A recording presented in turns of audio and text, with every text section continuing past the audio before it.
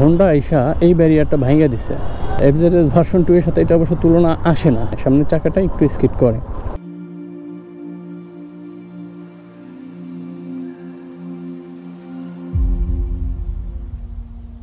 আসসালামু আলাইকুম, আরেকটা নতুন ভিডিওতে স্বাগতম হোয়াট আই নো চ্যানেলের পক্ষ থেকে।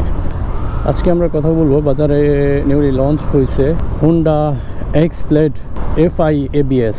তো এই হোন্ডা লঞ্চ হওয়াতে কার কী লাভ হইলো, কার কী লস হইলো, বা আমাদেরই কী লাভ হইলো। আচ্ছা, এর আগে দেখি আরেকটা অ্যানালাইসিস করি। আমাদের যদি কোনো একটা বাইকে FI ABS দুইটা জিনিস একসাথে পাইতে হইতো, তাহলে আমাদের কি করতে হইতো, কত রেঞ্জে যাইতে হইতো? FI ABS কোথায় আছে? হ্যাঁ, FI ABS আছে সুজুকি জিক্সারে, FI ABS আছে এফজেডএস ভার্সন 3-তে, আর আছে হিরোতে, হিরো থ্রিলার 4V-তে, আরও আছে। কিন্তু আমি যেহেতু এই কয়টাই মেইন কম্পিটিটর, বা হোন্ডার সাথে যখন আমরা কম্পেয়ার করব, তখন আসলে এই সেম ব্র্যান্ড ভ্যালুর যে বাইকগুলো আছে, জাপানিজ বা যাই বলেন, বা জাপানের কাছাকাছি, এই জিনিসগুলোর সাথে আসলে কম্পেয়ার করা উচিত। তো এই জন্যই আমি এটার সাথে কম্পেয়ার আনলাম শুধুমাত্র হচ্ছে ইয়ামাহা, সুজুকি এবং হচ্ছে হিরো 4V। তার একটু বেশি ফিচার আছে। যেহেতু প্রাইস রেঞ্জ যদি আমরা চিন্তা করি, এই প্রাইস রেঞ্জে আমরা FI ABS কখনোই পাইতাম না, এবং FI ABS পাইতে হলে আমাদের কম্পিউটার হলো 3,60,000 বা এর উপরে যাইতে হইতো, মোর অর লেস। তো এখন হোন্ডা আইসা এই ব্যারিয়ারটা ভাঙিয়ে দিছে। তার কারণ হোন্ডা খুব বেশ ভালো একটা কম্পিটিটিভ প্রাইসিং রাখছে, যেটা হচ্ছে এই সেগমেন্টে সবারই চাহিদা ছিল যে এরকম একটা বাইক আনা, যেটাতে ABS থাকবে, FI থাকবে। তো এদিক দিয়ে তো এখন আমরা যারা কনজিউমার আছে তাদের জন্য বেশ লাভজনকই হয়েছে ব্যাপারটা, কিন্তু আসলে ক্ষতিকার হয়েছে। আচ্ছা, ক্ষতি তো সবারই হয়েছে, কনজিউমার বাদে।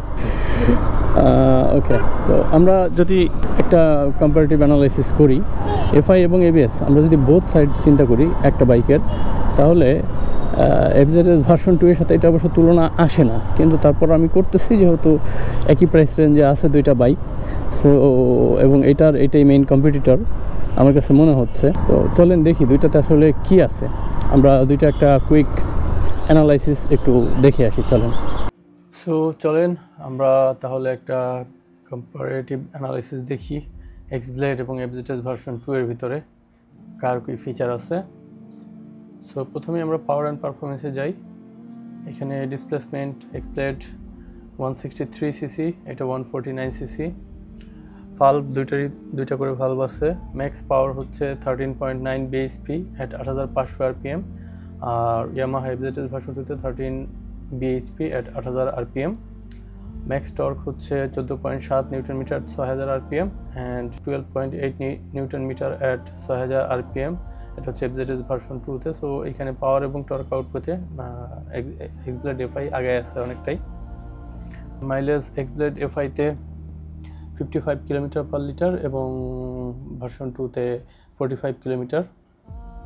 ট্রান্সমিশন 5 স্পিড, বাট এক্সব্লেডে একটা মজার ব্যাপার হচ্ছে গিয়ার ইন্ডিকেটর আছে এবং ভার্সন 2-তে নাই। কুলিং সিস্টেম দুইটাই এয়ার কুলড। ট্রান্সমিশনে আছে ওয়েট মাল্টিপ্লেট, এটা ওয়েট মাল্টিপ্লেট, সো এখানে দুটাই সমান। দেন আসি হচ্ছে গিয়ে ব্রেক সুইচ সাসপেনশন। ফ্রন্ট ব্রেকে আছে টেলিস্কোপিক, দুটোই telescopic fork.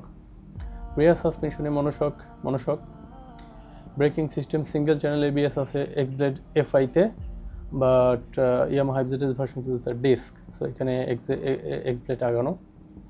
Front brake type disc 276 millimetre, আর ইয়ামাহা ভার্সন 2-তে আছে 282 মিলিমিটার, সো একটু আগানো, অত সিরিয়াস কিছু না।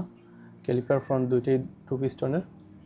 রিয়ার ব্রেক টাইপ হচ্ছে ডিস্ক 220 সেম দুইটার। ফ্রন্ট টায়ার হচ্ছে গিয়ে 80/100 আর এটা হচ্ছে 100/80, সো এখানে এফজেডএস ভার্সন 2 আগানো। রিয়ার টায়ারে 130/70 আর এটাতে হচ্ছে 140/60, সো এইখানেও এফজেডএস ভার্সন 2 আগানো। এই একটা দিকে এফজেডএস ভার্সন 2 মোটামুটি একটু আগানো আছে, ভালো। আচ্ছা, ওকে, দেন আসি হচ্ছে অন্যান্য ফিচার কি আছে। কার্বোইড হচ্ছে এক্সব্লেড 144, ভার্সন 2 এর 133।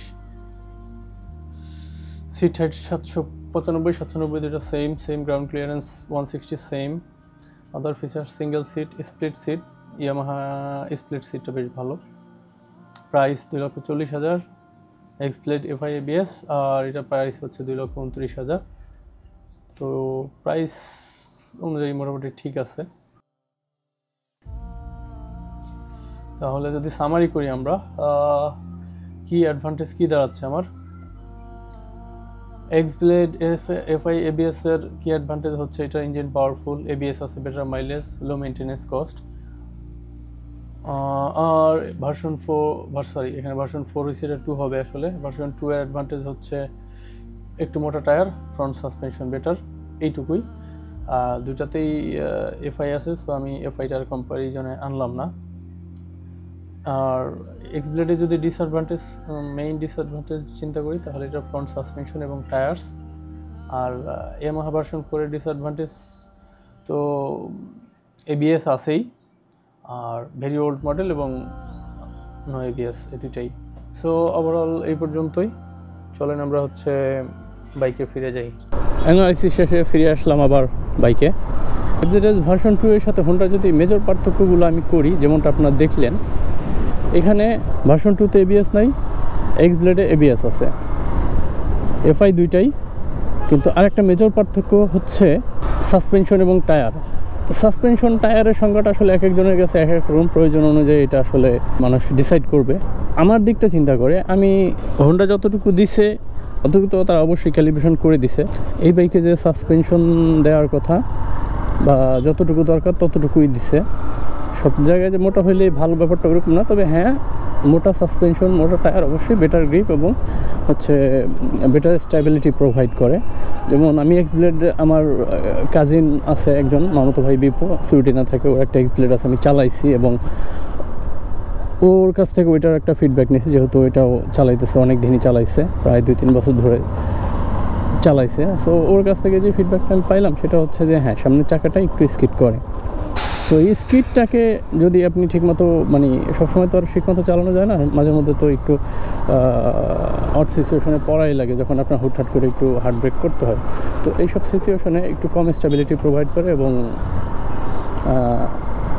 স্লিপ করার টেন্ডেন্সি থাকে এটা হচ্ছে এক্সব্লেডের প্রবলেম তো যেহেতু এখন এবিএস আসছে সো স্লিপ করার টেন্ডেন্সিটা কমে যাবে সো ওভারঅল একটা ব্যালেন্স বাইক বলা যায় আর এদিকে যদি আপনি ভার্সন 2 এর কথা বলি তাহলে ভার্সন 2 কিন্তু বেটার স্টেবিলিটি প্রোভাইড করবে কারণ এটার tyre size both rare and front দুইটাই মোটা এবং হচ্ছে সাসপেনশনটা বেশ ভালো মানের সো এই দিক দিয়ে চিন্তা করলে কিন্তু এবিএসটা বাদ দিলে এখানে ভার্সন 2ই আগায়া থাকবে এই শুনে আবার আমাকে গালাগালি করেন না কারণ আমি জাস্ট যেহেতু একটা কম্পারেটিভলি নিউট্রাল জায়গা থেকে একটা কম্পারেটিভ অ্যানালাইসিস করতে হবে তো ওই জন্য আমি আপনাদেরকে বিষয়গুলো বুঝাই বললাম দুইটাই ভালো এখন যাদের হচ্ছে এবিএস খুবই দরকার তারা অবশ্যই হোন্ডার দিকে যাবেন তো এক্সব্লেডে আপনার এবিএস আছে কিন্তু টায়ার একটু চিকন এবং সাসপেনশন একটু চিকন ভার্সন 2 তে এবিএস নাই কিন্তু টায়ার এবং সাসপেনশন দুইটাই বেশ ভালো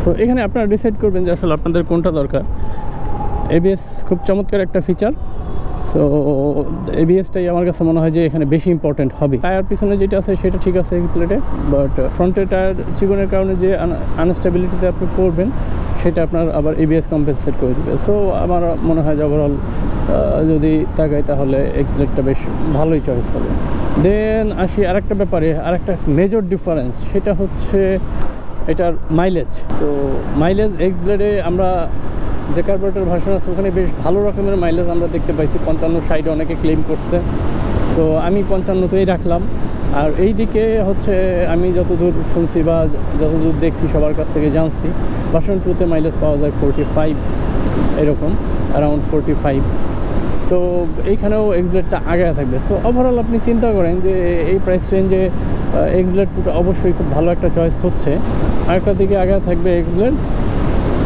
সেটা হচ্ছে এর মেনটেনেন্স কস্ট এক্সব্লেডের মেনটেনেন্স কস্ট ভার্সন 2 থেকে কম কম্পারেটিভলি তো এখন ডিসিশন আপনাদের আমি আপনাদেরকে কম্পারেটিভ অ্যানালাইসিস সব কিছু দেখালাম এক্সব্লেড সব দিক থেকে এগানো অনলি এফজেড ভার্সনের 2 এর চেয়ে টায়ার এবং হচ্ছে সাসপেনশনে একটু ডিসঅ্যাডভান্টেজ আছে, বাট এই সেগমেন্টের যে বাইক আছে আমার মনে হয় না এক্স ব্লেডে আসলে মানে তার চেয়ে কম কিছু রাখছে।